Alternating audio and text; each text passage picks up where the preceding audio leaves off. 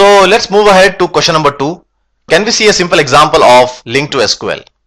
Now what we'll do in this session is we'll try to understand that how we can use link with SQL Server. As we have said in the previous sessions, basically link is nothing but it provides a uniform query or a programming language across different kind of data sources like ODBC, XML.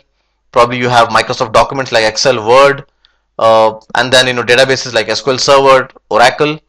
So link basically sits on top of all these data sources and provides your client, that is your .NET language, a uniform way by which it can query or it can retrieve data from these data sources.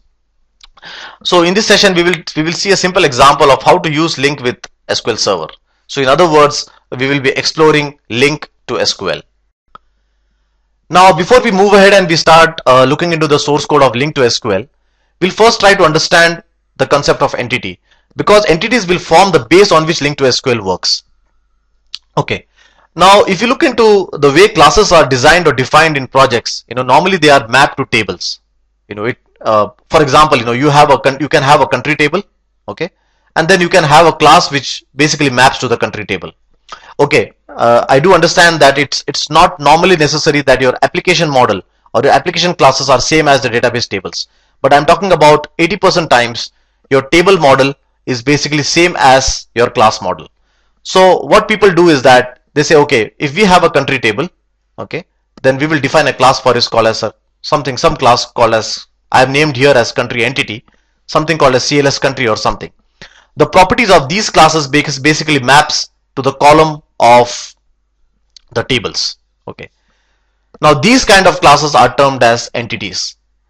They basically represent your data model, or you can say they are name value representation of your tables. Now in link, we define entities using attributes. So for example, let's say that you have defined a class called a CLS customer entity. You can use the table attribute to define saying that this maps to which table. So for example, here I'm saying that this is mapping to the customer table. Then you can define your properties. You can define saying that your properties map to which column using the column attribute. So in this way, using the table and the column attribute, you can map a class to your tables. Here's how the example looks like. For example, here I have a table called as customer, and it has 3 fields: customer ID, customer code, and customer name. At this moment I'm not utilizing the customer ID, so basically I have created two properties, one for customer code and one for customer name, and then I have mapped this class with the customer table. You can see that I have used the table attribute to map it with the customer table. I've used the column attributes to map to the respective customer code and customer name column. In order to use these attributes, you need to ensure that you have imported using system.data.link.mapping, because all the link mappings are stored into this namespace. So the first step is to define link entities. So for that you need to first import this namespace, define your class, use your table attribute to map with the table name, use the column attributes to map with the respective column names of your table. Okay, so now that we know that how to define link entity objects, it's time to fetch data from SQL Server tables and flourish your link objects. Now that's done by using data context. So data context acts like a bridge, or it acts like a connection object between the database and your link objects. You can think about data context as same as the ADO.NET connection object. So here's how the source code will look like. The first thing you need to do is you need to import system.data.link, define your SQL connection string, and then create the object of data context and pass the SQL connection string. Now once you have done that, you can use the getTable generic method of the context and flourish your entity, and then later you can just browse through the entity object collection and display the value. So the first thing what we did is we defined our link class. We used the attributes, that is table and column, to map it with our database. At this moment my database is customer, so here's my customer table. So we map the customer property with the link entity object.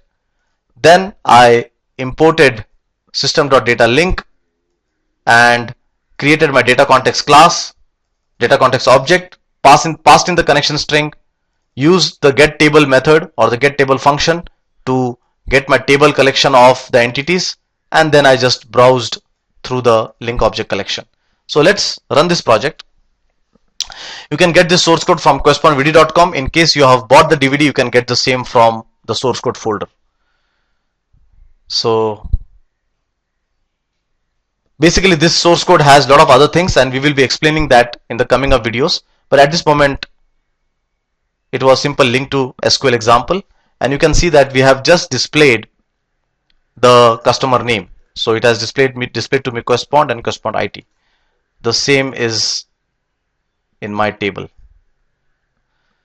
So in this way you can fire link to SQL queries, using link mapping. So let me just see the data. So I've just displayed the customer name Questpoint and Questpoint IT.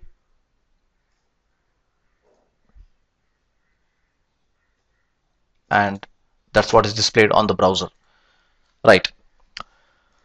So this was a simple example of link to SQL, and what we'll do is that in the further coming sessions, we will go more into detail. Let's say that the customer also has multiple addresses. Let's say that the customer addresses has multiple phones. So how does link to SQL basically help to map this one-to-many and many-to-many relationship?